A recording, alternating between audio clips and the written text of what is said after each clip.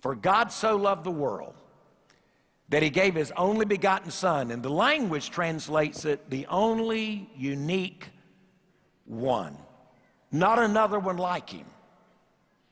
There is no such thing as virgin-born children. Just one.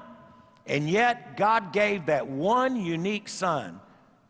For God so loved the world that he gave his only begotten Son, that whosoever believeth in him would not perish. And the word believe means to cling to entirely, to trust solely. You don't add him to all your other hopes. He's the only hope. He becomes the object of our belief. That whosoever believeth in him should not perish in and of yourself, apoluma, but have everlasting life. When I read that verse, here's what I wrote. It reminds me of the inspiration of his birth.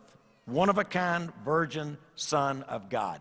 And yet when God decided to send him into this world, he sent him to a place of obscurity. If you've ever been to the Holy Land, when you're in Jerusalem, you're only 5 minutes away from the birth of Jesus in Bethlehem. Bethlehem is a word that translates house of bread. What an appropriate place for the bread of life to be born. Someone says, it breaks my heart to believe that he was born in a barn, and of all places, they actually laid his body in a cradle, laid it in a manger, laid it in a feeding trough.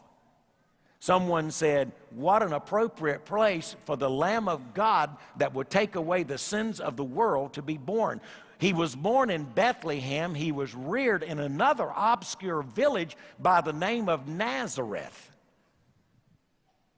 And so he was born in a place of obscurity. Think with me for just a moment. You mean God could give his only unique Son and he'd be born in a place of obscurity, yet there's probably not a person, hardly, of course not in this nation, that has not heard his name and probably heard his story. We're told there's 1.6 billion people in the world that are yet to have heard his name.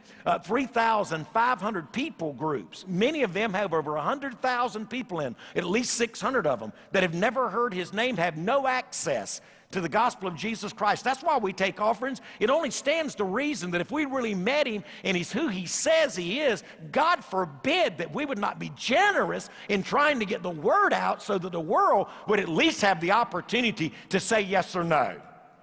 Born in a place of obscurity, born in a time of adversity.